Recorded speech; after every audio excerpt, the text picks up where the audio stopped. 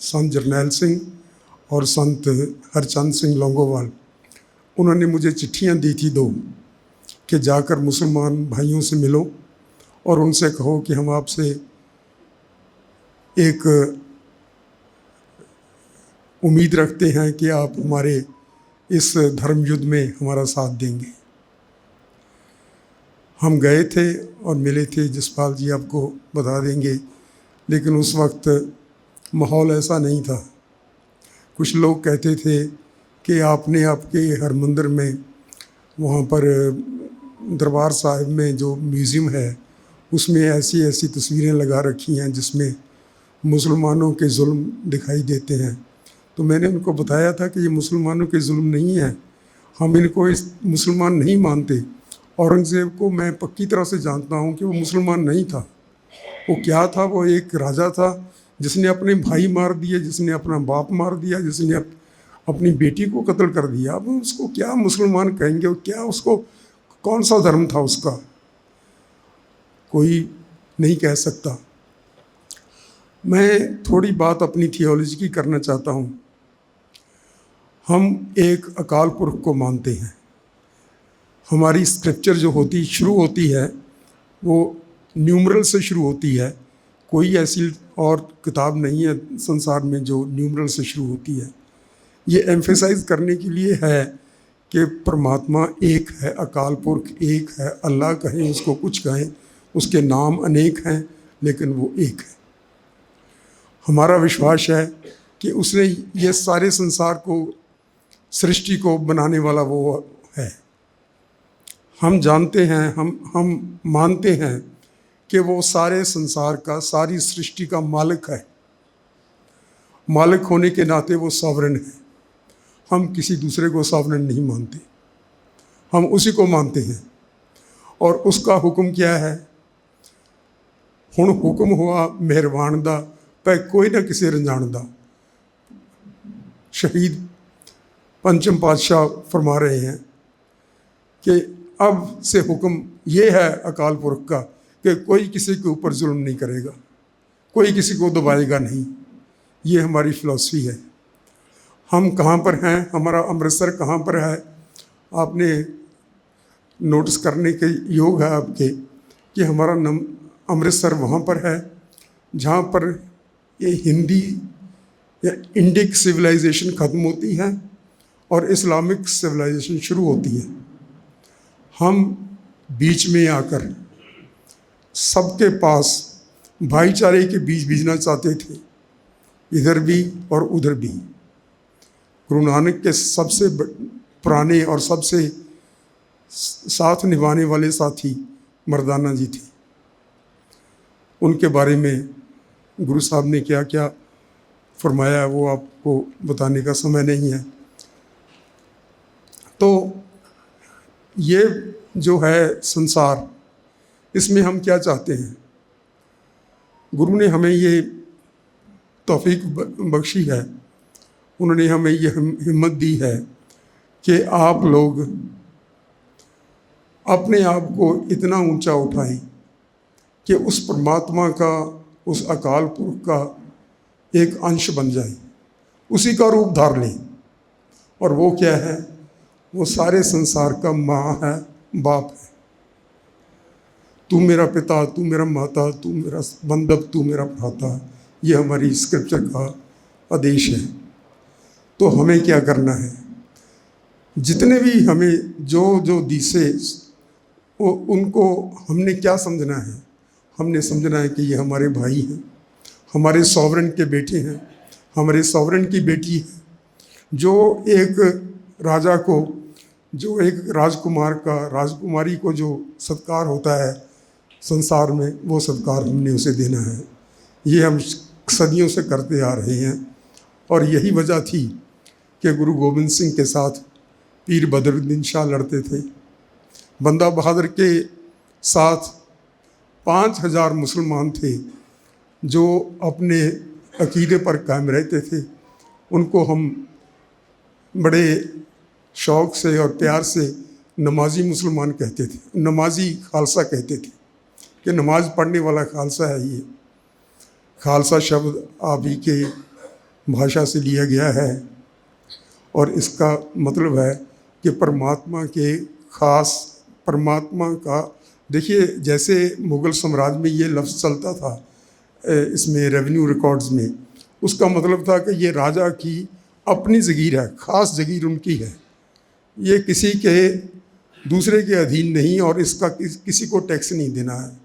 तो ऐसे ही हम लोग समझते हैं कि हम खालसा हैं, परमात्मा का रूप बनना, अकाल पुरख के गुणों को जो उन्होंने गुरु साहिबान ने वाणी में दर्शाए हैं, उनको देखकर, उनको समझकर, उनको ग्रहण करना और उसका रूप हो जाना। फिर उसके बाद हमारे लिए ना को बैरी ना ही बगाना, सगल संग हमको बनाई। हम सबके दोस्त हैं, हम किसी से भी हमारा ऐसा नहीं होगा कि हम उसके नस्ल से या रंग से या किसी भी जो तफरका इंसान करते हैं यहाँ पर अमेरिका में भी, और वो इधर भी चलता है, इधर बहुत ज़्यादा चलता है। तो अब जो पोजीशन बनी हुई है वो ये है कि ये जो सदियों से एक गुलिस्तान बना हुआ था, इकबाल की नज़्म आपको याद आ रही होगी, तो उसको ख़त्म करने की कोशिशें की जा रही हैं। और किस लिए की जा रही हैं? अगर आप 80% 85% हिंदू हैं तो और कैसा हिंदू राष्ट्र होगा, क्या हिंदू राष्ट्र होगा? अब हिंदू राष्ट्र की बातें मुझे कुछ याद आ रही हैं। हैदराबाद में, वहाँ पर मैंने काम भी किया थोड़ी देर। हैदराबाद में मुसलमान राजा थे, नवाब थे, और वो यहाँ के ही थे, मोगे के थे। काफ़ी देर तक उनका राज रहा, लेकिन वहाँ पर तो 20% से ज़्यादा मुसलमान नहीं थे। जम्मू कश्मीर में सबसे कट्टर हिंदू राजा था और काफ़ी देर तक उन्होंने राज किया, उस राजवंश ने। आप देखिए कि कितने लोग वहाँ से मुसलमान बन गए। केरला में ट्रेवनकोर कोचीन में देखिए, ट्रेवनकोर कोचीन में क्या था कि वहाँ का राजा बहुत कट्टर था, जैसे इधर का था। आपने मलयाली मेमोरियल के बारे में सुना होगा, जिसमें क्या था कि औरतों को ये कमर से ऊपर कपड़े पहनने की इजाज़त नहीं थी। सब लोगों ने मिलके ये अंग्रेज़ी राज को एक मेमोरियल दिया, जिसको मलयाली मेमोरियल कहते हैं। उसमें उन्होंने कहा कि हम भी इंसान हैं, दूसरे डिग्निटी से रहते हैं, हम भी रहना चाहते हैं, तो हम आपका राज है, अब तो हमें ये दीजिए परमिशन कि हम अपने तन के ऊपर कपड़े पूरे पहन सकें।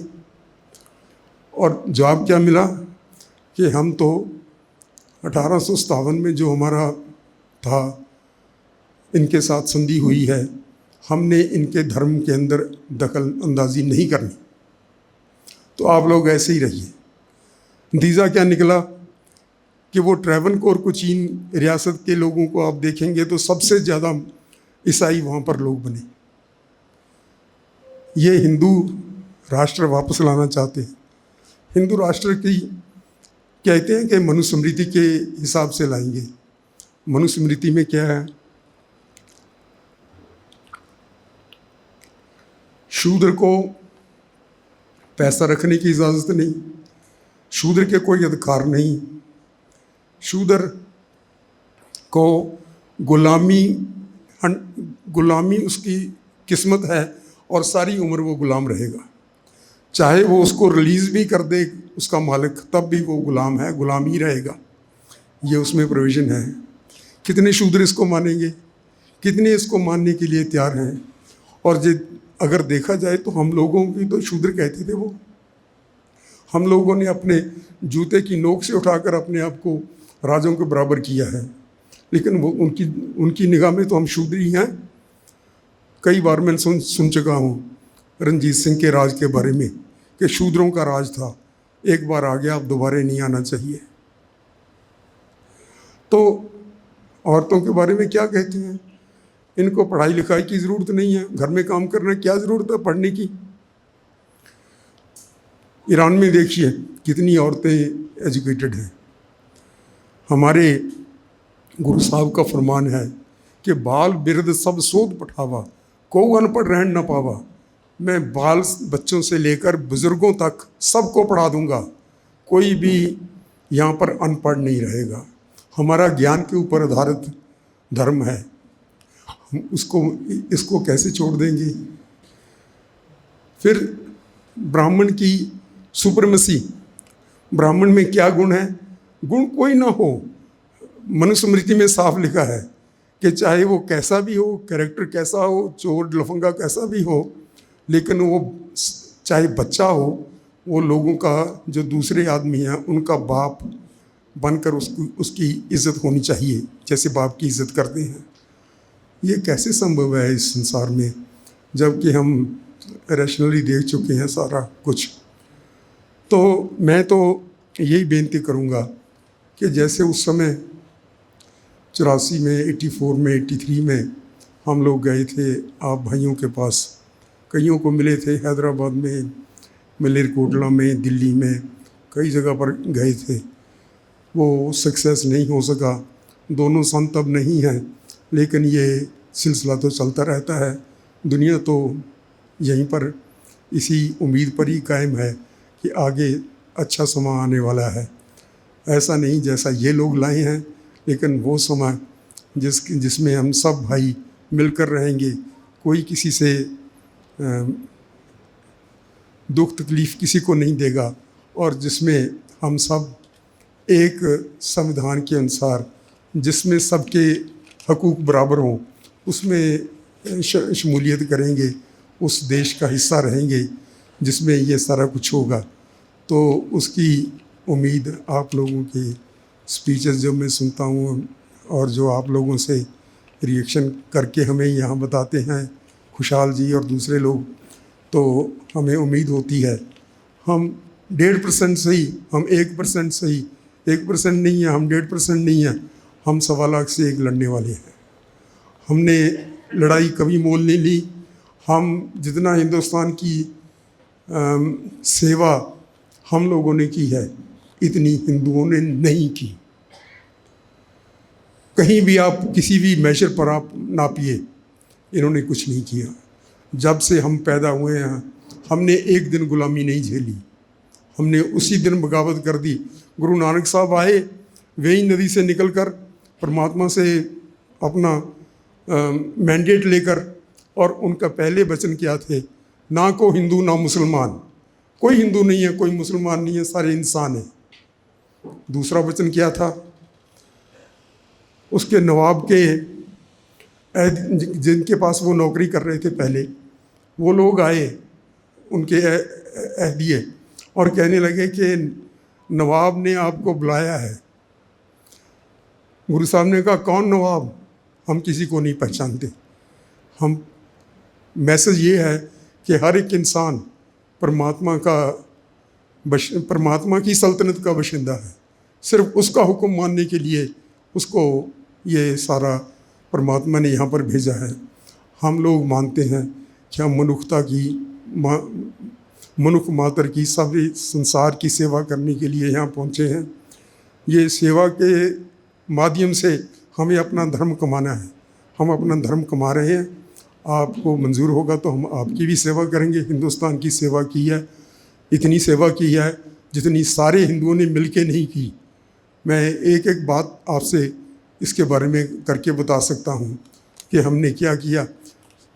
14 17 आदमी आते थे और इनके बंगाल के ऊपर लक्ष्मण सेन का राज था, उन्होंने आके कब्जा कर लिया। 17 आदमियों ने, इनके पास किले थे, इनके पास पहाड़ थे, इनके पास राज थे। हजारों सालों से राजवंश चले आ रहे थे। ये मराठे और ये जो राजपूत थे बड़े बड़े सूरमे, ये टूटे हुए कानों की तरह उनके सामने बिछ गए। हमलावरों के सामने हम नहीं बिछे।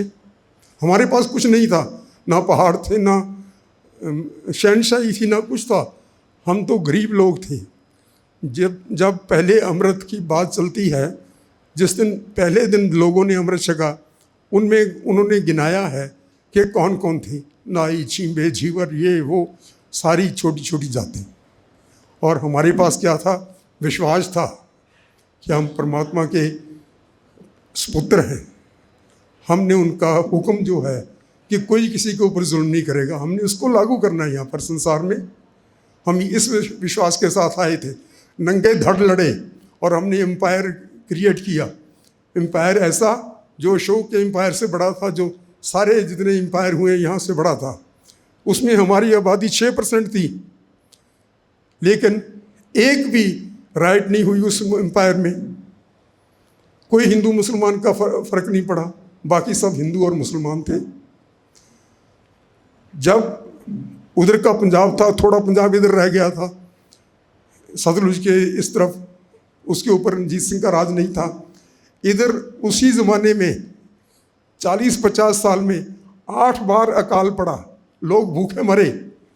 लेकिन हमारे राज में, खालसा राज में, एक दिन किसी को भूखा नहीं रहना पड़ा। ये गुरु की बरकत थी, ये अकाल पुरख का फरमान है हमारे लिए। हम सबकी सेवा के लिए हाजिर हैं, लेकिन हम सिर्फ यही चाहते हैं कि जो हमारी हैसियत है, जैसी भी है, छोटी मोटी सही, एक देश में सही, एक प्रदेश में सही, उसको तस्लीम किया जाए और हम सब मिलके उस जुल्म का मुकाबला करें, जैसे औरंगज़ेब के जुल्म का मुकाबला करते वक्त सब हिंदू, मुसलमान, सिख इकट्ठे थे। ऐसा फिर हो जाए तो MP साहब को भी कोई उम्मीद बने कि ऐसे मुल्क में नहीं हम जाएंगे। मेरी भी उम्र उतनी है तकरीबन कि जिसमें अन्याय को आंखों से देखना पड़े। वाहिगुरू जी का खालसा, वाहिगुरू जी।